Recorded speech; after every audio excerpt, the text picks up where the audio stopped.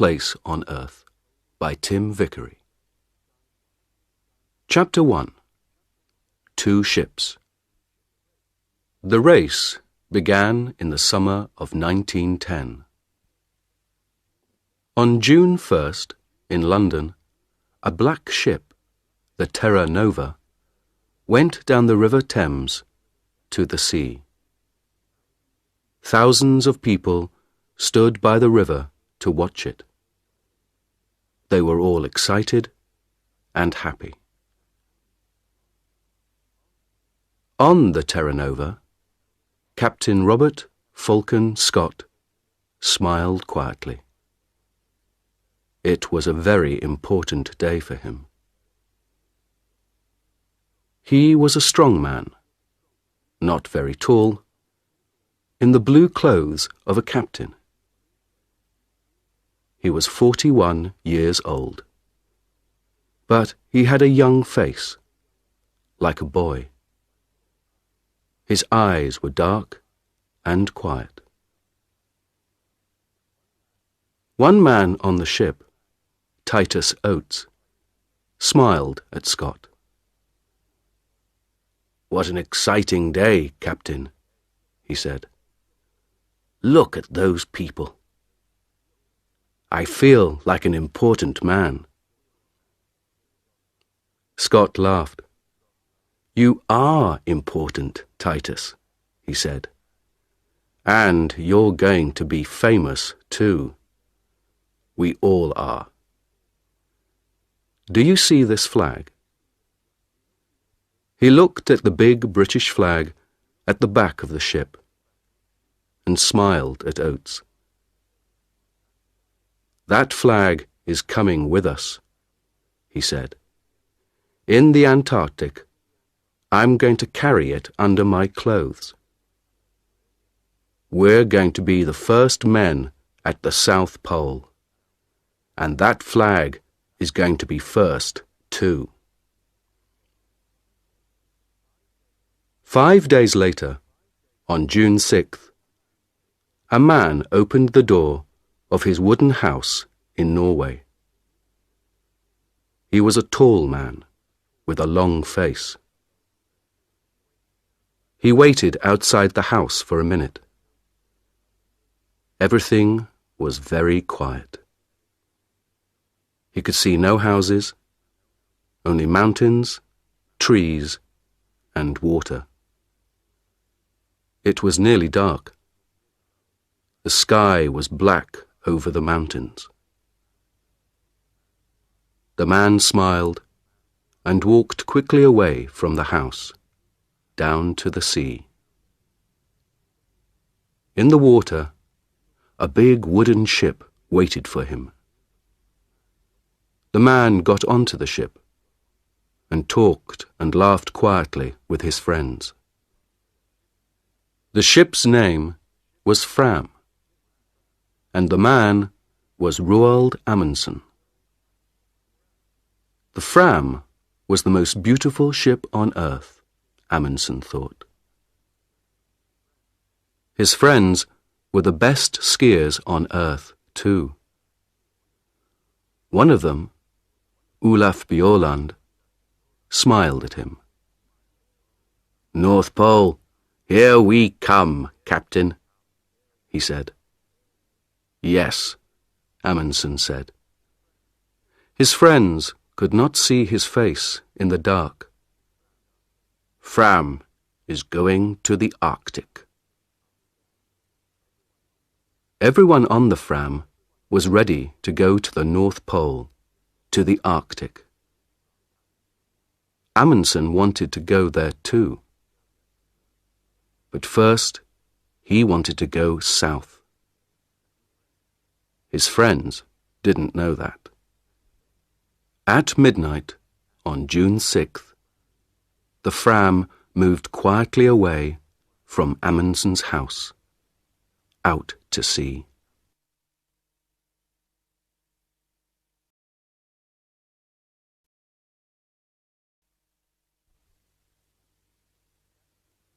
Chapter 2. The Race. The Fram went to an island in the south of Norway. It was a very little island with only one small wooden house, 2 trees, and nearly 100 dogs. "Look at that," Bjaaland said. "It's an island of dogs. There are dogs in the water, near the trees, on the house, dogs everywhere." 2 men came out of the house. "Hassel! Lindstrom!" Amundsen said. "It's good to see you. How many dogs do you have for me?" 99, Roald," said Hassel. "The best 99 dogs from Greenland. And they're very happy. They don't work, they just eat and play all day.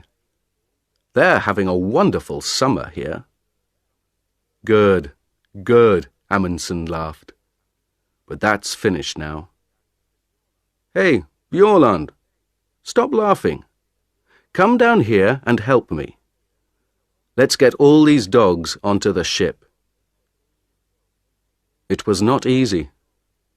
The dogs were fat and strong, and they didn't want to go on the ship. But at last, after 3 hours' hard work, all 99 were on the ship, and the Fram went out to sea again. The men were not happy. The weather was bad, the dogs were dirty, and some of the men were ill. They began to ask questions. "Why are we bringing dogs with us?" asked one man, Johansson. "We're going thousands of kilometers south, past Cape Horn, and then north to Alaska. Why not wait and get dogs in Alaska?" "Don't ask me," said his friend Helmer Hansen. "I don't understand it." The men talked for a long time. Then, on September 9th, Amundsen called everyone to the back of the ship. He stood quietly and looked at them. Behind him was a big map. It was not a map of the Arctic. It was a map of Antarctica. Bjaaland looked at Helmer Hansen and laughed. Then Amundsen began to speak. "Boys," he said, "I know you are unhappy. You often ask me difficult questions, and I don't answer. Well, I'm going to answer all those questions now, today. We began to work for this journey 2 years ago. Then, we wanted to be the first men at the North Pole. But last year, Perry, an American, found the North Pole. So, America was first to the North Pole, not Norway. We're going there, but we're too late." "I don't understand this," Bjaaland thought. "Why is Amundsen talking about the North Pole, with a map of Antarctica behind him?" Amundsen stopped for a minute, and looked at all the men slowly. No one said anything. "We have to go a long way south before we get to Alaska," he said. "Very near Antarctica, you know. And Captain Scott, the Englishman, is going to the South Pole this year. He wants to put his British flag there. An American flag at the North Pole, a British flag at the South Pole." Bjaaland began to understand. He started to smile and couldn't stop. He was warm and excited. "Well, boys," Amundsen said slowly, "do we want the British to put their flag at the South Pole first? How fast can we travel? We have a lot of dogs, and some of the most wonderful skiers on earth. Bjorland here is the best in Norway. So, I have an idea, boys. Let's go to the South Pole and put the Norwegian flag there before the British. What do you say?" For a minute or two, it was very quiet. Amundsen waited, and the men watched him and thought. Then Bjorland laughed. "Yes," he said, "why not? It's a ski race, isn't it? And the English can't ski. It's a wonderful idea. Of course. Let's go."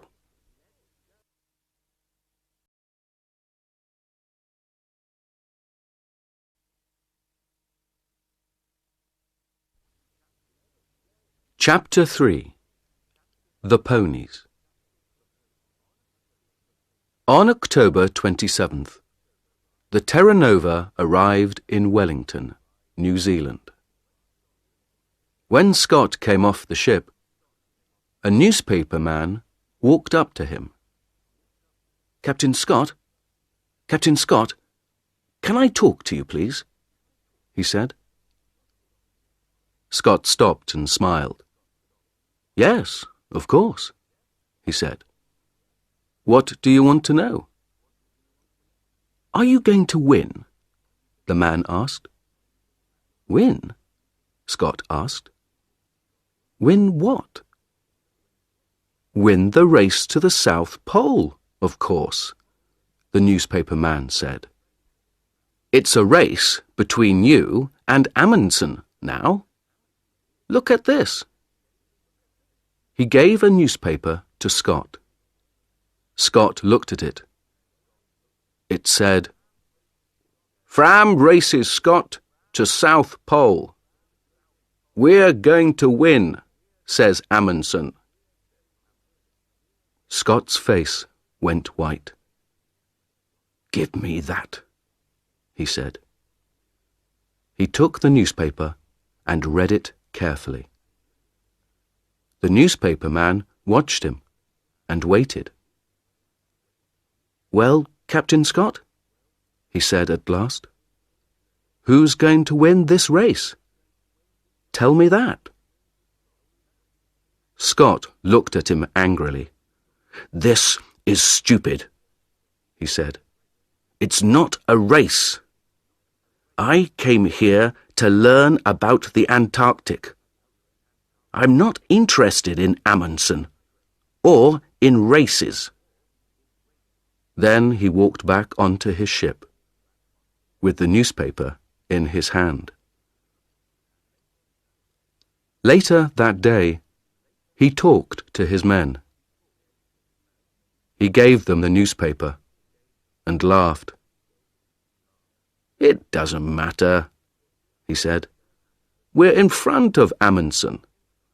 And we have more men and more money. He has only 8 men and a lot of dogs. I know about dogs. They don't work in the Antarctic.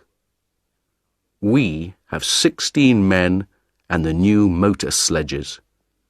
They are much better. And tomorrow the ponies are coming.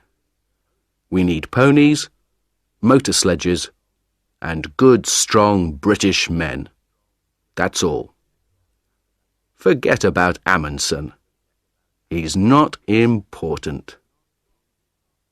Scott asked Oates to look after the ponies, but he did not let Oates buy them. When Oates first saw the ponies in New Zealand, he was very unhappy. Most of the ponies were old. and some of them were ill. "They're beautiful ponies, Titus," Scott said. "They come from China. They're wonderful ponies." Oates looked at them angrily and said nothing.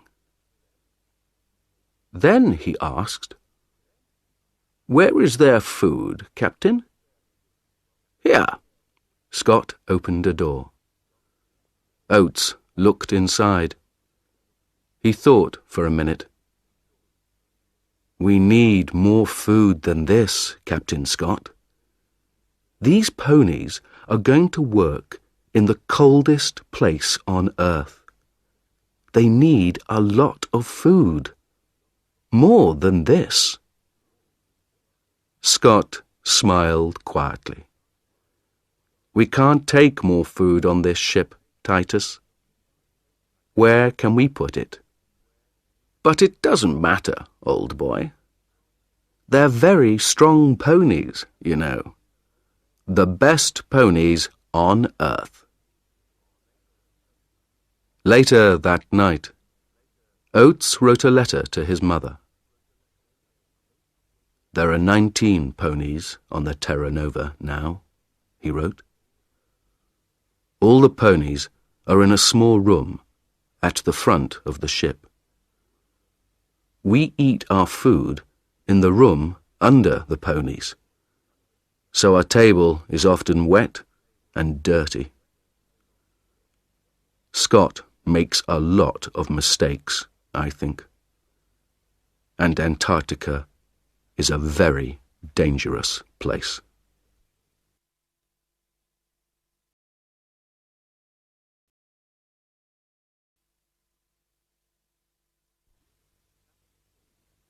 Chapter 4. Food Depots. The two ships, Terra Nova and Fram, arrived in Antarctica in January 1911, at the end of summer. The Englishmen and the Norwegians wanted to stay on the ice all winter. They wanted to be ready to go to the South Pole at the beginning of the next Antarctic summer. The dogs pulled the Norwegians' sledges. They ran quickly over the snow and pulled the big sledges from the ship onto the ice. The men ran beside them on skis. They put a big wooden house on the ice. The house was full of food and skis and sledges.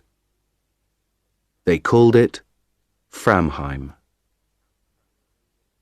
Outside the house, the dogs lived in holes under the snow. When the house was ready, the men made their first journey south. Before the winter, they wanted to take a lot of food south and leave it in depots. For the long journey to the pole, they needed a lot of food, and they couldn't carry it all with them. On February 10th, 5 men, 3 sledges, 18 dogs, and half a ton of food left Framheim and went south. It was easy. The weather was warm for the Antarctic, between -7 degrees centigrade and -17 degrees centigrade. The snow was good, and the dogs and skis went fast. They went 50 or 60 kilometers every day.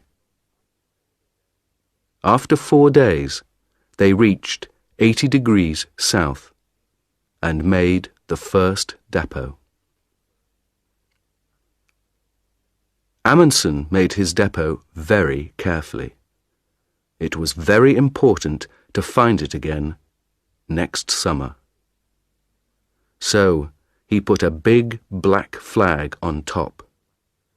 Then he put 10 flags to the east of the depot, each flag half a kilometre from the next, and 10 flags to the west. So, there were flags for 5 kilometres to the left of the depot and 5 kilometres to the right. Then they went back to Framheim and took some more food south, this time to 82 degrees south. This time it was harder. The temperature was sometimes minus 40 degrees centigrade, and there were strong winds with a lot of snow. The dogs and men were very tired, and the tents and boots were bad. At the second depot, they put out 60 flags to help them find it again. They came back to Framheim on March 23rd. It was nearly winter in the Antarctic. Their ship, Fram, was far away now, near South America. They were alone on the ice. Oates went with Scott to make the first British depot.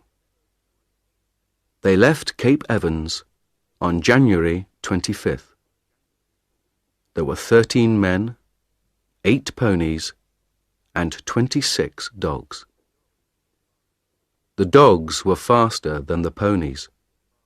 They ran quickly over the top of the snow, but the ponies' feet went through it. Every morning, the ponies started first, and the dogs started 2 hours later, because they ran faster. At night, the dogs made warm holes under the snow, but the ponies stood on top of the snow. It was minus 20 degrees centigrade. After 15 days, Oates talked to Scott. There was a strong wind, and the 2 men's faces were white with snow.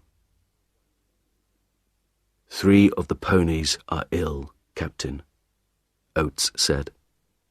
They can't go on. Don't be stupid, Oates, Scott answered. They're good, strong animals, the best ponies on earth. Not these 3, Oates said. They're ill and unhappy, and now they can't walk.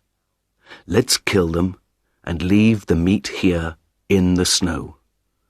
We can eat it, or the dogs can. Of course not, Scott said angrily. These ponies are our friends. They work hard for us. I don't kill my friends. 3 days later, 2 of the ponies were dead. Scott's men were slower than Amundsen's. It took them 24 days to get to 80 degrees south. They made a big depot there and put 1 large black flag on top of it. Then they went back to Cape Evans. Their camp was on an island in the ice, and the sea ice moved sometimes. There were holes in the ice and black seawater under it. One day, 7 ponies went through the ice into the sea and died. 1 motor sledge also went into the sea.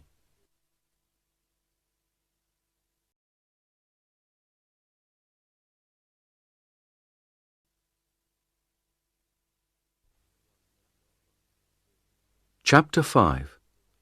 A long, cold winter. It was dark for 4 months. Outside the wooden house at Framheim, it was often minus 60 degrees centigrade. The dogs lived in warm holes under the snow. The men stayed in the house and worked in their rooms under the snow. The skis and sledges came from the best shops in Norway, but Bjørland wasn't happy with them. He changed a lot of things on the skis and sledges. Soon, the sledges were stronger than before. The skis were better and faster too. All the Norwegians worked hard. They looked after their dogs and worked on their equipment, the sledges, skis, tents. Every day they thought about their journey to the pole and talked about it. And every day Amundsen thought about Scott. One day, in midwinter, he talked to his men. "Let's start early, before Scott," Amundsen said. "Remember, Scott has more men than us, and he has motor sledges too. Perhaps they can go faster than us." Bjørland laughed. "Oh no, they can't go faster than me," he said. "On snow, nothing can go faster than a good man on skis." "We don't know," Amundsen said. "You're the best skier in Norway, but you get tired, and dogs get tired too. Motor sledges don't get tired. They can go all day and all night." Johansen laughed angrily. "That's stupid," he said. "Perhaps the motor sledges can go all night, but the Englishmen can't." "The English can't win, Roald. They don't understand snow, but we do. And they're too slow." "Perhaps," Amundsen said, "but I want to win this race. So we're going to start early. Do you understand?" It was quiet and warm inside Framheim. Bjørland looked at Amundsen and thought about the long, cold journey in front of him. He thought about the dogs in their holes under the snow and listened to the wind over the house. "When, Roald?" he said quietly. "On August 24th. The sun comes back on that day. We start then." "But we can't," Johansen said. He looked angry and unhappy. "That's too early. We can't start then. It's dangerous and stupid." Amundsen looked at Johansen coldly. "You're wrong, Johansen," he said. "We want to win, remember? So we start on August 24th. Bjørland listened to the winter wind outside. In Scott's camp, at Cape Evans, no one talked about Amundsen, and no one worked hard. They had good food, and they played football on the snow. They wrote a newspaper, the South Polar Times, and read books. No one learnt to ski, no one worked on the motor sledges. Twice, men went for long journeys across the snow. They walked and pulled the sledges themselves. Oates stayed at Cape Evans and looked after his ponies. Over the window in Cape Evans, Scott put a map of Antarctica.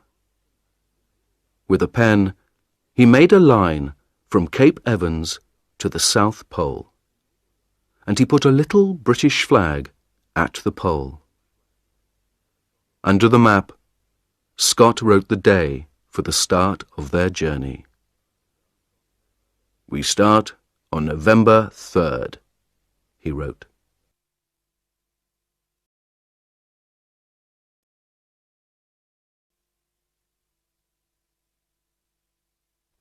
Chapter 6.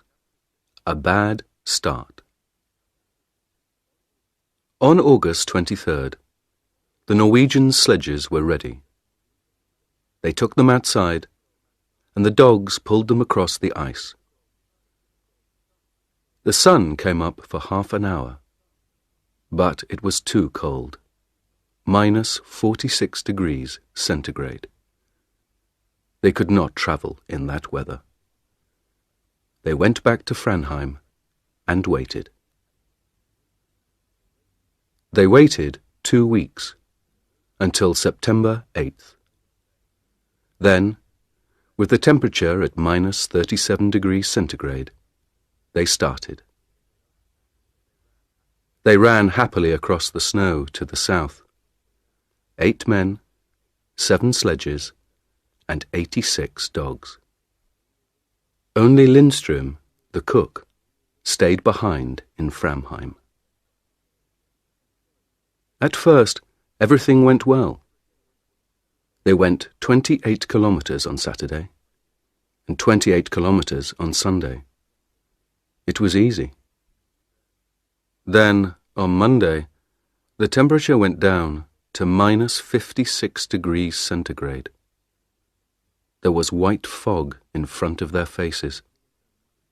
They couldn't see anything. But they travelled 28 kilometers.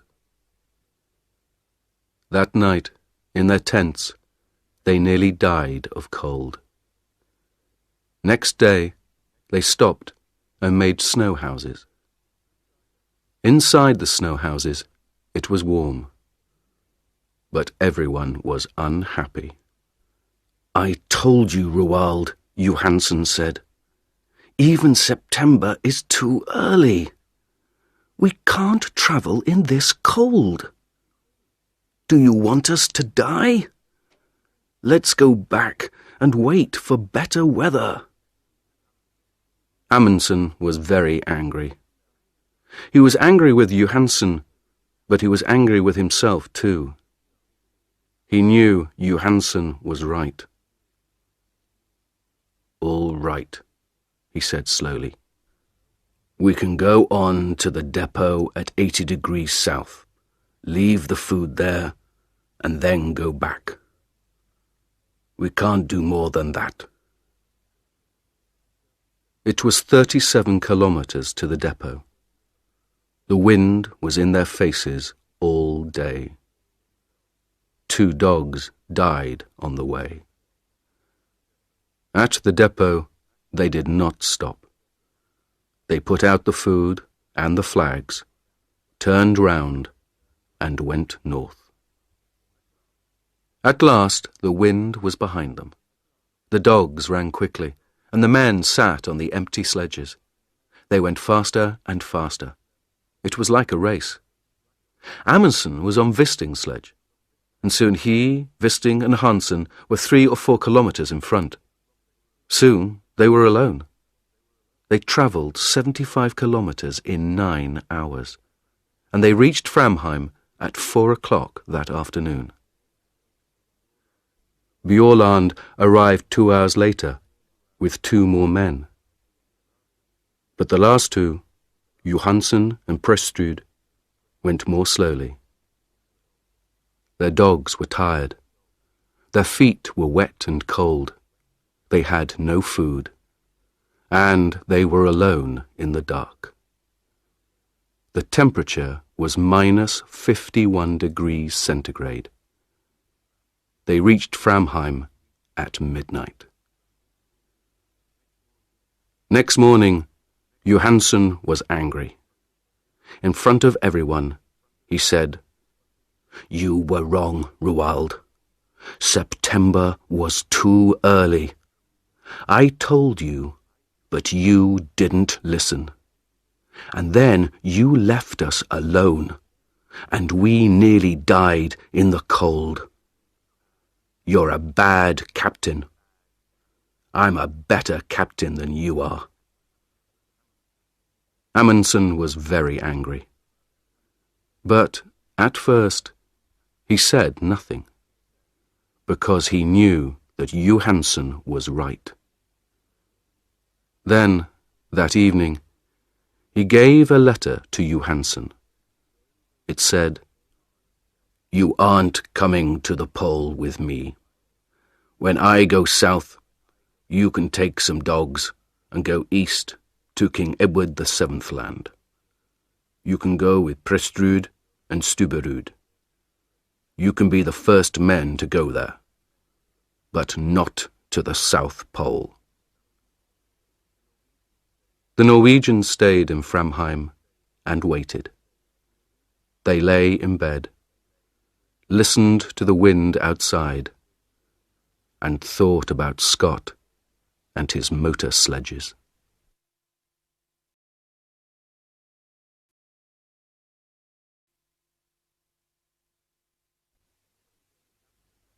Chapter 7.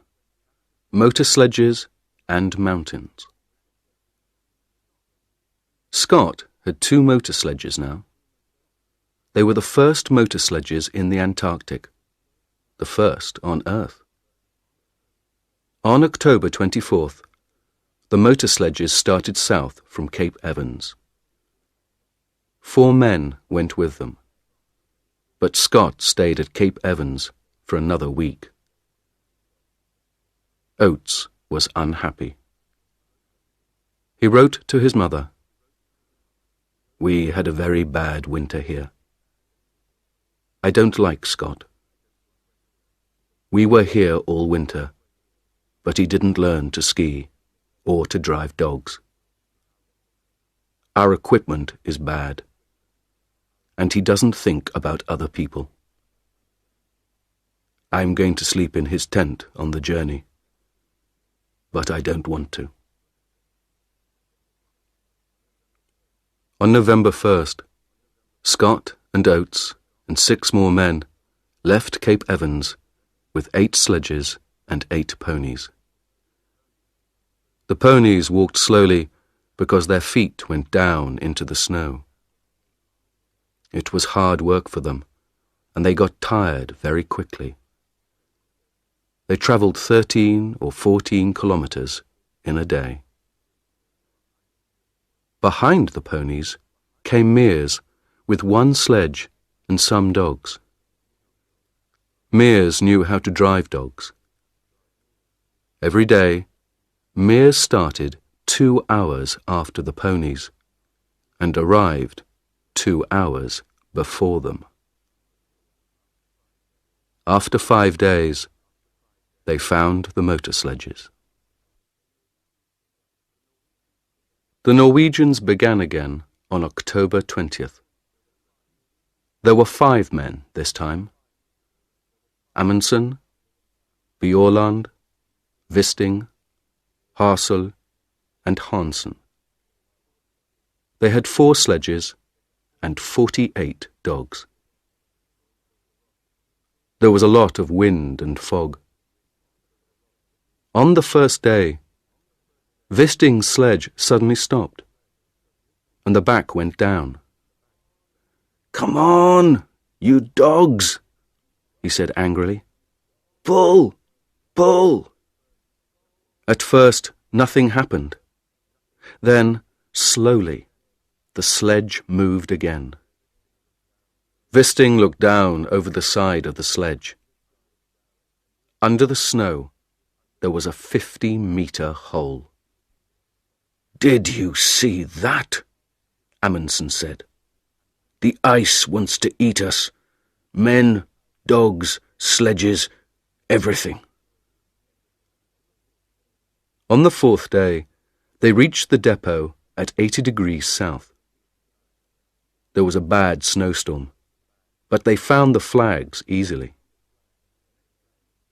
Next day, the men stayed in their tents, and the dogs played in their holes under the snow. They were all happy. They had a lot of food, they had good equipment, and they were warm. They could travel fast. Next morning, the snowstorm stopped, and the journey began again.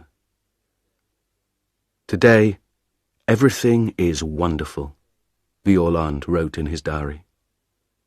But where is Scott? In front of us or behind? There was no one with the motor sledges. They were broken. Scott looked at them angrily. "It doesn't matter," he said.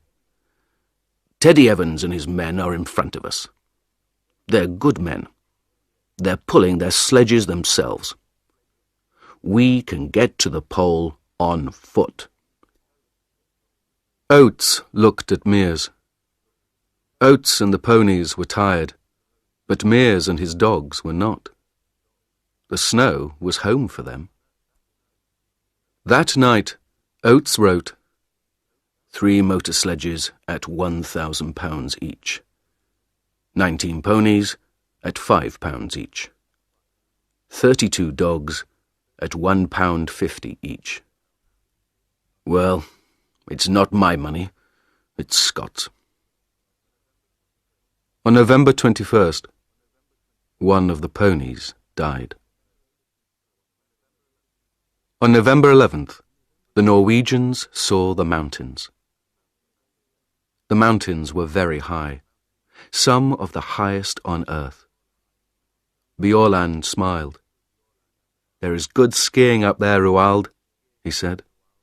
"But can dogs get up there too?" "Of course they can," Amundsen said. "Come on." They left Hansen with the dogs and skied a little way up the mountains. It was difficult, but the mountains were big and beautiful. Behind the mountains, Amundsen thought there was a high plateau of ice. "That's it," Amundsen said. "That's the road to the pole. Tomorrow we can bring the dogs and sledges up here.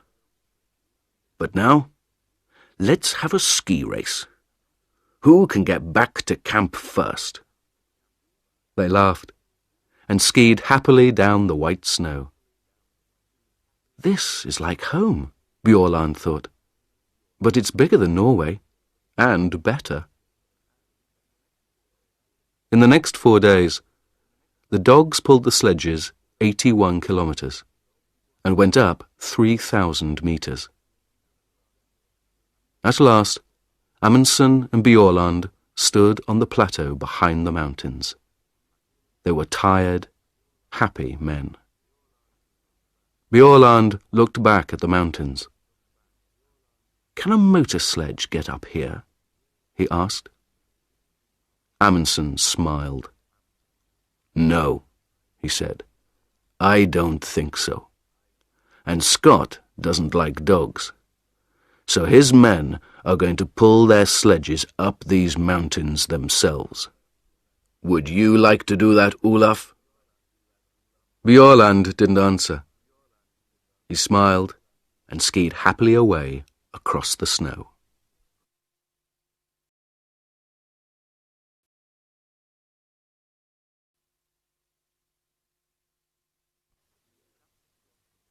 Chapter 8. Across the Plateau. On November 21st, the Norwegians killed 30 dogs. "They were happy," Amundsen said, "and now they're going to die quickly. We need 3 sledges and 18 dogs to go to the pole." When the dogs were dead, the other dogs ate them. The men ate them too. They were good friends, Bjaaland wrote in his diary. And now they are good food. 2 days later, the dogs were fat. Then, in a snowstorm, they began their journey again.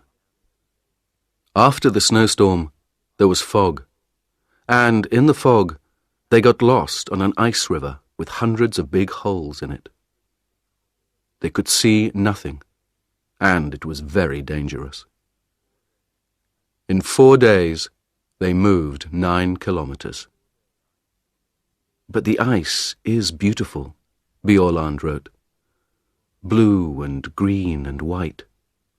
This is a wonderful place, but I don't want to stay a long time. After the ice, there were strong winds and bad snowstorms. They could see nothing in front of them. But every day they travelled 25 or 30 kilometres. Then, on December 9th, the sun came out. They were at 88 degrees, 23 minutes south, 175 kilometres from the pole. 5 more long days, Bjaaland wrote. That's all now. But where is Scott? For 4 days, Scott's men stayed in their tents near the mountains. There is a bad snowstorm outside, Oates wrote. It's too cold for the ponies, and our clothes and skis are bad too. On December 9th, Oates killed the ponies. They were tired and ill, and they could not walk up to the plateau. Then Mears and his dogs went back to Cape Evans. We can pull the sledges ourselves, Scott said. We can do it. We're all strong men. There were 2 sledges and 8 men. They went 24 kilometres a day. On December 31st, Scott said to Teddy Evans and the men on the second sledge, You can't ski well. Leave your skis here. So they pulled their sledge 24 kilometres without skis. Next day, Scott went to Teddy Evans's tent. You're ill, Teddy, he said. You can't come to the pole. Take 2 men and go back. Tomorrow.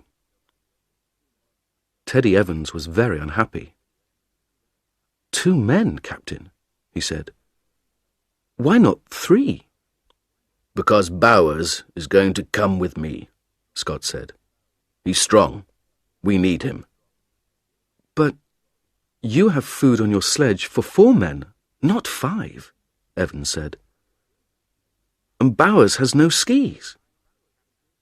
I'm the captain, Teddy, Scott said. You do what I say. Take 2 men and leave Bowers with me.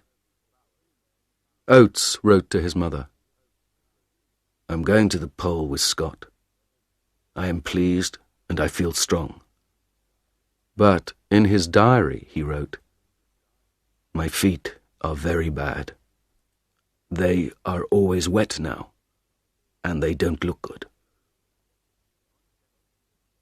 On January 4th, Scott's men left Teddy Evans and went on. Scott, Oates, Wilson and Edgar Evans had skis, but Bowers did not. They were 270 kilometres from the pole. December 14th, 1911, was a warm, sunny day. 5 Norwegians skied over the beautiful white snow. It was very quiet. No one spoke. They were excited and happy. 6 more kilometres, Bjaaland thought. Is there a British flag? I can't see a flag, but... Look, Hassel said. What's that over there?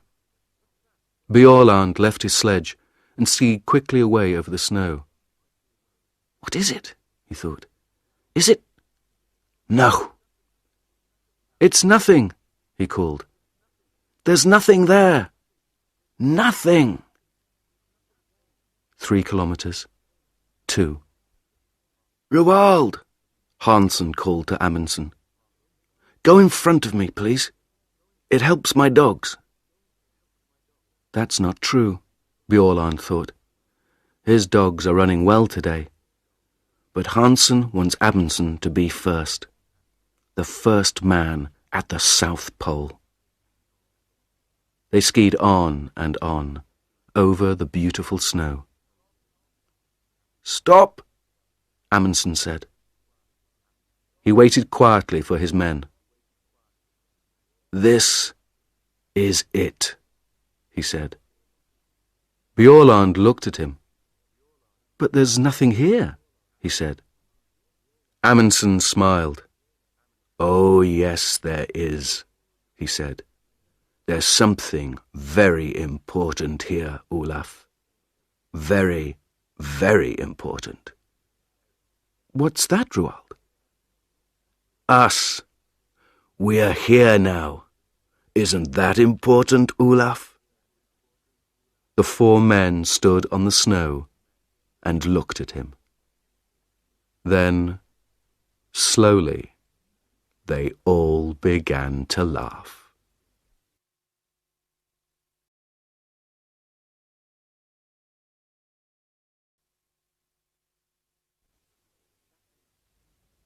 Chapter 9. The End of the Race. The Norwegians stayed 2 days at the pole. They left a tent there, with a Norwegian flag on it. Inside the tent, they left some food, a letter for the King of Norway, and a letter for Scott. They left some more black flags near the pole, and one 28 kilometers north. Then they skied away, back to the north. "It's a beautiful day," Bjaaland wrote. "The sun is warm, the snow is good. But the dogs run too quickly. I can't get in front of them." They found their depots easily. There were 10 between the pole and Framheim. Each depot had a lot of food. They laughed and skied quickly down the mountains. Often they skied 50 kilometers a day. On Friday, January 26th, 1912, they came back to Framheim. It was 4 o'clock in the morning. Inside the wooden house, Lindstrom, the cook, was asleep. Amundsen walked quietly to his bed. "Good morning, Lindstrom," he said. "Is our coffee ready?" The black flags waited at the pole. "What's that, Captain?" Bowers said. "Over there." "Where?" Scott asked. "What? Oh, my God." They all saw the small black flag in the snow, 2 kilometers in front of them. Slowly, they pulled their sledge to it. Next day, January 17th, 1912, they found the tent and the Norwegian flag. Near it, Scott took the British flag from under his clothes and put it up. In his diary, Scott wrote, "This is a very bad day. We are all tired and have cold feet and hands. It is minus 30 degrees centigrade, and there is a snowstorm. Great God, this is an awful place." They turned north. 5 tired, unhappy men in the coldest, emptiest place on earth. On March 13th, 1912, Scott's wife, Kathleen, looked at her morning newspaper. "Norway's flag at South Pole," it said. She looked at it for a long time, and then began to cry. "What's the matter?" her friend asked. "My poor, poor husband," Mrs. Scott said. "What's happened to him? Where is he now?" Scott's men were always hungry. There were not many depots, and they were difficult to find. "We need to find the next depot today," Oates wrote. "But how can we find one black flag in all this snow? It's very difficult.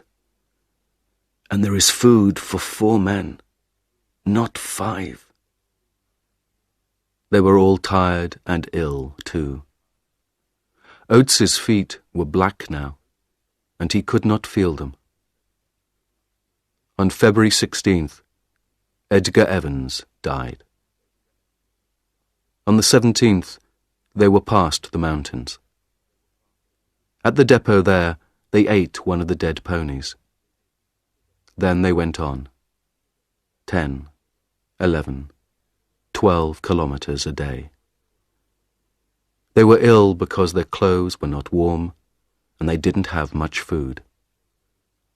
The temperature was sometimes minus 40 degrees centigrade.